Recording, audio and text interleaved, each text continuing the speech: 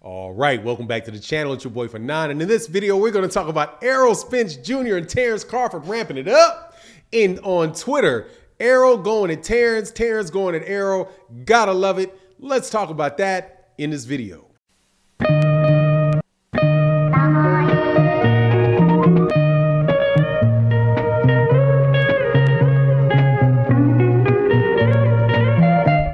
All right, welcome back to the channel. It's your boy Fanon. In this video, we're talking about the biggest fight in boxing, the Errol Spence Jr. versus Terence Crawford fight, which is super heated right about now, with Errol Spence and Terence Crawford going at it with each other on Twitter. Errol Spence Jr. is clearly pressing every button he can of Terence Crawford to get this fight made. Gotta love it, dude. There ain't no way that this fight is not going to be a war. But before I get into that, let me welcome you back to the channel. Thank you guys so much to my regular subscribers and supporters, the people that participate in this boxing forum. You guys make it rock. Thank you so much for all your support.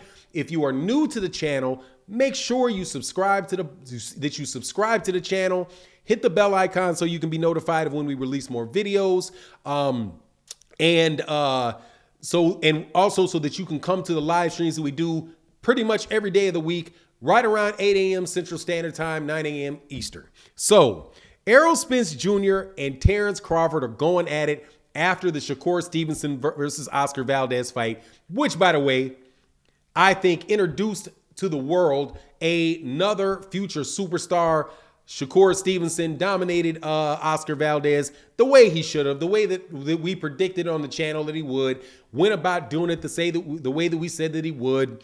And except for he didn't get the 10th round knockout, Oscar Valdez was a tough dude, did what he had to do to stay in that fight. Shakur didn't really step on the gas on him like he probably could have. But anyway, great fight. But in the aftermath of that, Errol Spence Jr. tweets something out about Bomac, who is the trainer of Terence Crawford, because Bomac is always out there talking crazy about Errol Spence Jr.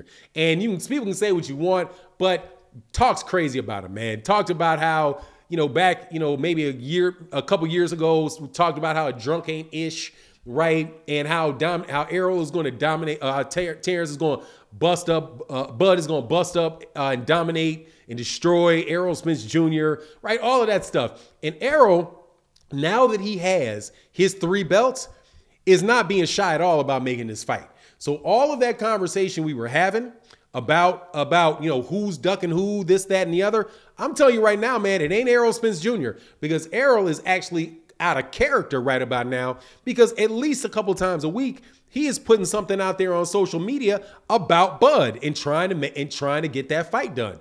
But on the other hand, man, I don't hear him talking. I hear him reacting to what he's saying, but not really saying a lot not saying a lot himself. So this last one, man, I thought was hilarious because Errol said, Terence Crawford said, yo, you a comedian. I see you must be on that yak, you must be back on that yak. That right there, that's a fire right there. Because he's referring again to what Bomac said about Errol, like a drunk ain't ish, right? Because earlier in Errol Spence Jr.'s, not earlier in his career, several years ago, I don't want to say early in his career, but several years ago, before the car accident, there were rumors going around that Errol was partying and drinking, wasn't really focused as much on boxing, right? Blowing up in weight in between fights. All of that type of stuff was going on with Errol, and so the rumors started spreading. And like I said earlier, Bomac famously said, I hear this dude's a drunk. Basically called him an alcoholic, said he was a drunk, and say this dude ain't about to be nothing. Errol's going to destroy him. So when Terence Crawford harkens back to me, I see you must be back on that yak again. Errol, man, I'm telling you, man, this dude, you can say what you want, man, about who's going to win this fight, but there ain't no way in the world this fight is going to be some tactical fight. I don't believe it for nothing. These dudes are going to go at each other, and these dudes are going to try to hurt each other. Errol said, nah, he laughed, said, nah, we saving it for after I beat your ASS, but it ain't going to be ish funny for you when that bell rings, but there ain't going to be ish funny for you when that bell rings. Like, man, look, dude, I ain't these other dudes. And I've been telling y'all this, man. I'm telling you this. Just like told you about Shakur Stevenson. I'm not missing a lot of fight calls these days, man. I'm telling you. And styles make fights. And people are assuming like that Errol Spence Jr. is not like that Errol Spence Jr. does not have a style that is going to be very, very difficult for Terence Crawford, because it is not just volume. It is the pressure. It is the thudding pressure. It is the fundamental stability of Errol Spence Jr. and the fact that he does not have a lot of gaps in his arsenal. Now, Terence Crawford is definitely, I have him as my #1 pound for pound fighter. Definitely has all of the really, really, exceptional things that you want in a boxer when you're talking about athleticism, excellent timing, speed, quickness, reaction, all of those things. But when you have something that is also very, very fundamentally sound, something that is somebody also that is very, very athletic, and it is a metronome, boom, boom, boom, boom, boom type of situation, that the fighter that fights, the outboxer, if you really cannot keep this dude at bay and keep your space from him, can be really, really, really a lot of trouble. And that's the thing that Errol Spence Jr., that's where I think the biggest bit of his athleticism comes in, is closing the gap between him and fighters. People just are act like all Terence got to do is just stay, he's not going to stand there. He's going to be on the outside. He's just not going to be there for Errol like that. Man, when you are 34 years old and you have 30, I don't know how you get 36, 37 fights. What is that? 37, 38 training camps. At that age, you may be, and more than likely you will be forced to stand there and fight him in that fashion. Similarly to what we saw with Shakur Stevenson and Oscar Valdez. If Shakur Stevenson would have tried to fight Oscar Valdez and just stayed, pick and poked and looked for some really big shot on him, dude, he may not have found that. He might have never found that with the guard and the fundamentally sound way in which Oscar Valdez approached him.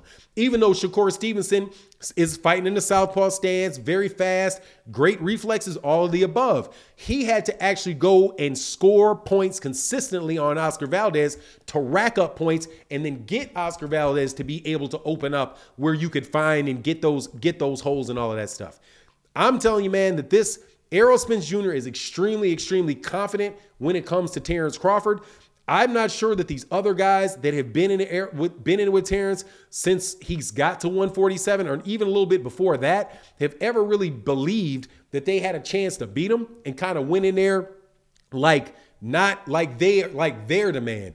Errol's going in there to hurt that dude, man. Now, Terence on his part definitely has an ability to win, definitely has the talent to win, the experience and all that stuff is there. And so I'm not saying that it's just some far-gone conclusion that it won't, but when these guys start talking like this and you see the type of animosity between the two of them, when that bell rings, when Errol said ain't nothing going to be funny, when that bell rings, dude, he's telling you what he's trying to do. He's talking about, man, I'm going to be up in here beating you up, and Terence better be able to deal with that level of pressure on him. Now, if Errol get carried away, starts, overextending himself and stuff, obviously Bud is going to have moments when he's going to land shots and all of that.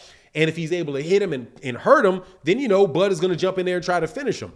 I'm just telling you, man, it's going to be a wild fight. And I love, love, love the energy between the two dudes, because that's what boxing and prize fights should be about. Real animosity between dudes that are going in there not just for the belts or this talk about legacy, but to say what they're going to do to that fighter specifically. The grudge between the two fighters that are getting in the ring is what make boxing great. Not the accolades that ESPN or Ring Magazine and those guys put on you. It's the fight itself. But anyway, much love to everybody that supports the channel. Thank you guys so much. Make sure y'all leave your comment in the comment section. And with that, I'm out. Deuces.